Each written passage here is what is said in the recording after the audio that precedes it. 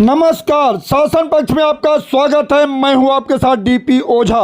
करावल नगर स्थित तितिक्षा modern public school में श्रीमद् भागवत कथा का किया गया भव्य आयोजन, जिसमें राष्ट्रीय कथा व्यास आचार्य श्री कौशल किशोर मिश्र द्वारा देवकी और कंस संवाद को सुनकर भाव विभोर हो गए श्रोता।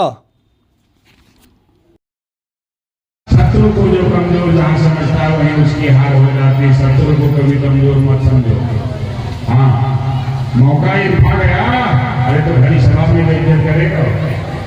रेप रुज पावक पा, शत्रु अग्नि है ना, और रोग और पाप, ये इन्हें कमजोर मत हाथों कभी भी। हल्की सी अग्नि है, माचिस की तिल्ली आकर जला देंगे। थोड़ा सा कर गया कितने बन सकता है? शत्रु आपके सामने अभी कमजोर है, लेकिन वो बलवान भी हो सकता है। मौके की तलाश शत्रु करते हैं, कहाँ नहीं बेइज्जत करे, कहाँ फंसाए, कैसे क्या करे। तो उनसे सतर्क रहना चाहिए। देवर्षि नारद जी समझाते आज हल्के में ले रहे हो, वसुदेव जी को हल्के में मत लो। अरे पर गई बुद्धि, तुरंत सैनिकों को बुलाया, कहा जाओ देवकी वसुदेव बालक सबको लेकर आओ। सैनिक लोग जाते हैं, देवकी वसुदेव बालक सबको लेकर के जब आए, पकड़ करके बच्चे का पैर चट्टान पे पड़ दिया, बच्चे की मृत्यु हो जाती है। नारद जी चलते हुए ये कौन सा नाटक महाराज का क्या हुआ?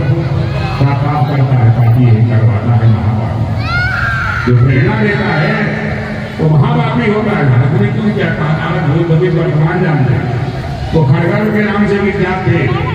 कंस के द्वारा मारे जाएंगे तो अंदर पर विरोध मिलेगा, डायरेक्टर यहाँ क्या रखा है वहाँ आनंद से आनंदित रहेंगे। उन्होंने भय किया है ऐसी और मिला पी लिया। फिर दूसरे बालक को जन्म दिया, उसका जन्म दिया। तीसरे बालक को जन्म दिया, उसका निधन। चौथे बालक को जन्म दिया, उनका निधन। पांचवें बच्चे को जन्म दिया, उसका निधन।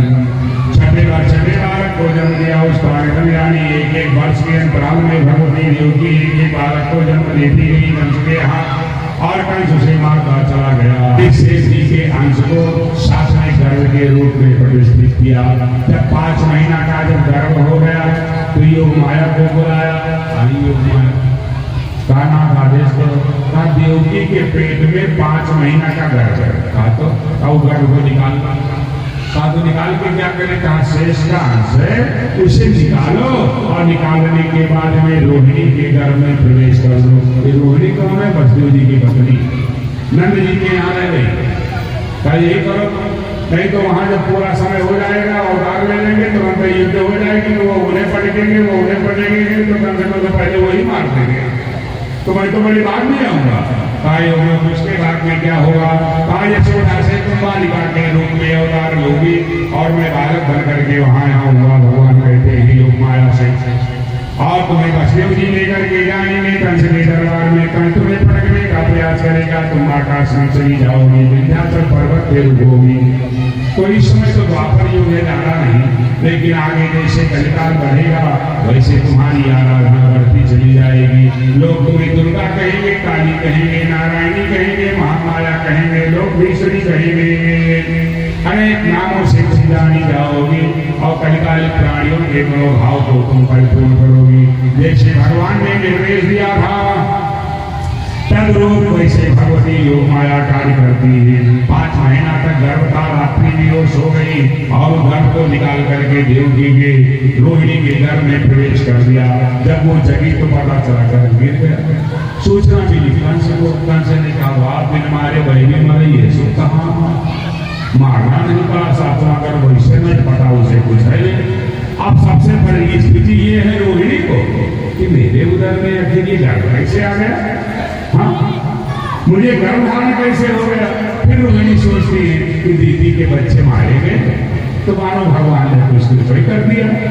समय जब परिपूर्ण होता है और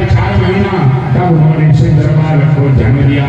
जो बड़ा विख्यात धर्म बिंदु जो बलराम के नाम से जाने जाते, बोलिए बलराम भगवान की। और कुछ समय जब व्यतीत हुआ तो एक साथ यशोदा जी को गर्भधारण हुआ। उसी समय देवकी को गर्भधारण होता है।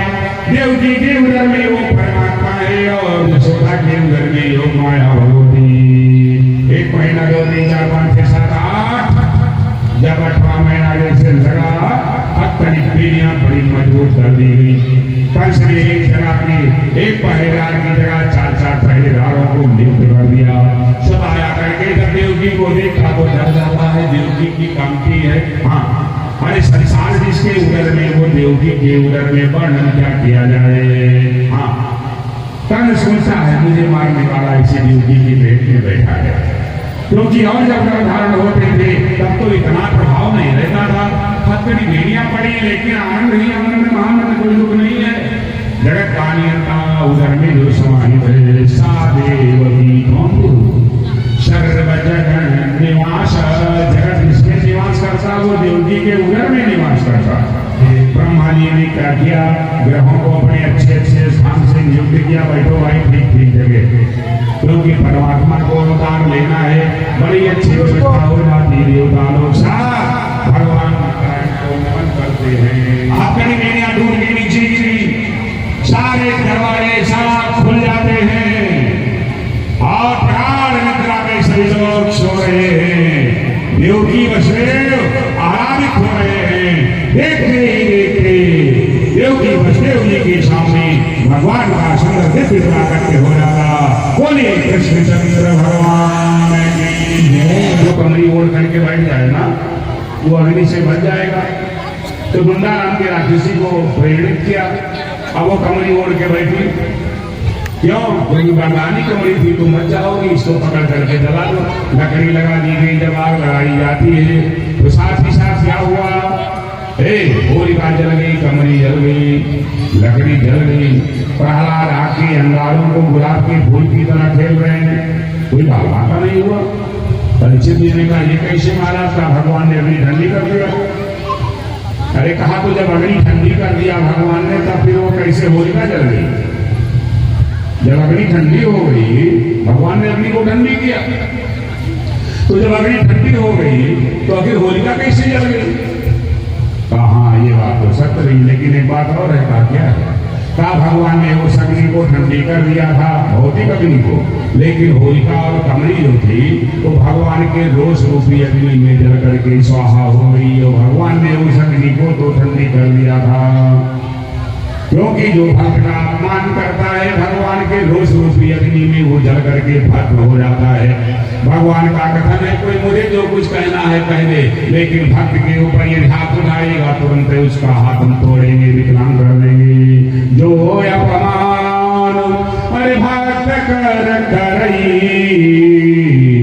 राम रोष पावक सोजरी। भगवान के रोष रूपी अग्नि में वो जल करके स्वाहा हो जाएगा। इसीलिए कभी भी भक्त का अवमान अपमान नहीं करना चाहिए। मारने वाले तुम नहीं हो, ये जन्मदाता कोई दूसरा है और मारने वाला भी कोई दूसरा है। जन्म और मृत्यु, सृजन और संहार, ये सब व्यवस्था कहीं अलग से ही व्यवस्थित होती है। आप इसमें हस्तक्षेप मत करें। कहा वो है कहाँ? कहा वो तो हर जगह है, कोई ऐसा स्थान नहीं जहाँ पे वो ना हो। सब में रमा है इसीलिए राम, सब में व्याप है इसीलिए विष्णु, सब में समाया है इसीलिए वो शिव है। अजय ध्यान से निकाली तलवार मारने के लिए हुआ वो तक ग्राम से हुई आवाज,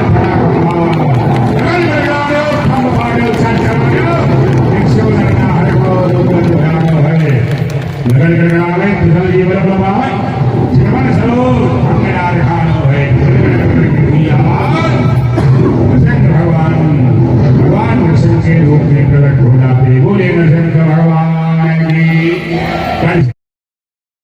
इस अवसर पर स्कूल के प्रबंधक श्री एच के बुद्धिराजा, राधेश्याम तिवारी, अन्नू पांडे, विष्णु प्रसाद पांडे, महेंद्र शुक्ला, ओंकार तिवारी, भरतराम पांडे, सतीश दुबे, मनीष तिवारी, प्रशांत मिश्रा, पप्पू मिश्रा, गुड्डू मिश्रा, नित्यानंद शुक्ला, राजेश पांडे, अमित पांडे, राजेश तिवारी के अतिरिक्त भारी संख्या में क्षेत्र के गणमान्य लोग उपस्थित रहे।